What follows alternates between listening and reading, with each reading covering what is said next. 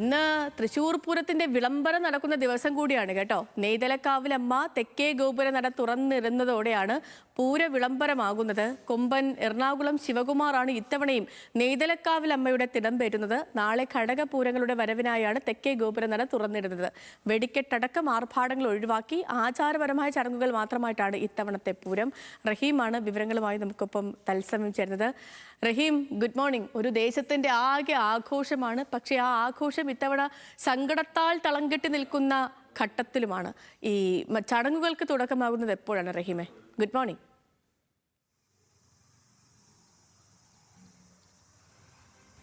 Sethu, good morning. Thrissur Pooram എന്നുള്ളത് നമുക്കറിയാം, തൃശ്ശൂരിൻ്റെ മാത്രമല്ല കേരളത്തിൻ്റെ തന്നെ ഒരു വികാരമാണ്. പൂര വിളംബരം അല്പസമയത്തിനകം നടക്കും. ഞാനിപ്പോൾ ഉള്ളത് നെയ്ത്തലക്കാവ് ഭഗവതി ക്ഷേത്രത്തിന് മുന്നിലാണ്. ഇവിടെ നിന്ന് നെയ്ത്തലക്കാവ് അമ്മയെ തിടമ്പേറ്റിക്കൊണ്ടായിരിക്കും എറണാകുളം ശിവകുമാർ ഇവിടെ നിന്ന് എഴുന്നള്ളുന്നത്. അതോടുകൂടി പൂരത്തിൻ്റെ ചടങ്ങുകളൊക്കെ തന്നെയും ആരംഭിക്കുകയാണ്. നമുക്കറിയാം, വലിയ രീതിയിലുള്ള ആഘോഷപരമായി തന്നെ നടത്താനുള്ള പൂരം, പക്ഷേ ഇത്തവണ ചില അപകടങ്ങളുടെയൊക്കെ പശ്ചാത്തലത്തിൽ അതിൻ്റെ പകിട്ട് ഒരല്പം കുറഞ്ഞിട്ടുണ്ട്.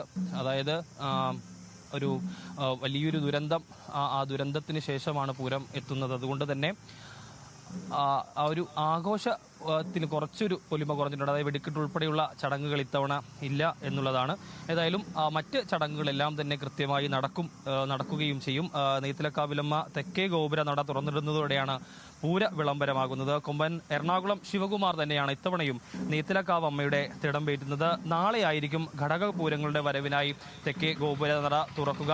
മുണ്ടത്തിക്കോട് അപകടത്തിന്റെ പശ്ചാത്തലത്തിൽ കൂടിയാണ് ഇത്തരത്തിലൊരു ആഘോഷങ്ങൾ കുറഞ്ഞ രീതിയിൽ തന്നെ നടത്താനുള്ളൊരു തീരുമാനത്തിലേക്ക് എത്തിയിട്ടുള്ളത്. അതായത് കുടമാറ്റം, അതോടൊപ്പം തന്നെയുള്ള ചടങ്ങുകളൊക്കെയും സമയം കുറച്ച് നടത്താനുള്ള തീരുമാനമാണ് ഉള്ളത്. വടക്കുംനാഥിൽ നിന്നും പടിഞ്ഞാറുമുറി കുറ്റുക്ഷേത്രത്തിലെ ക്ഷേത്രമാണ് നെയ്ത്തലക്കാവ് ഭഗവതി ക്ഷേത്രം.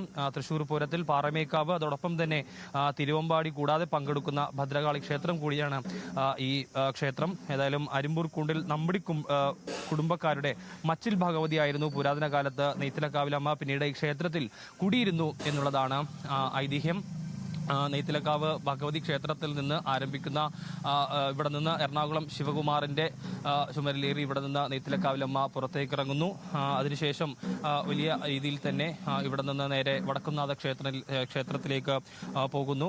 അതിനുശേഷമാണ് ഇത്തരത്തിൽ ശക്തൻ തമ്പുരാന്റെ പാറമേക്കാവ് കോമരത്തിന്റെ തലവെട്ടിയതുമായി ബന്ധപ്പെട്ട കഥയാണ് ഇതിനൊക്കെയും ആധാരമായി പറയപ്പെടുന്നത്. അങ്ങനെയാണ് ഐതിഹ്യങ്ങളൊക്കെ പരിശോധിക്കുമ്പോൾ വരികയും ചെയ്യുന്നതിലും അല്പസമയത്തിനകം ഏകദേശം 8 മണിയോടുകൂടിയായി ഇവിടെ നിന്ന് നെയ്ത്തലക്കാവിലമ്മയെ തിടമ്പേറ്റി ഇത്തരത്തിൽ ഇവിടെ നിന്ന് എറണാകുളം.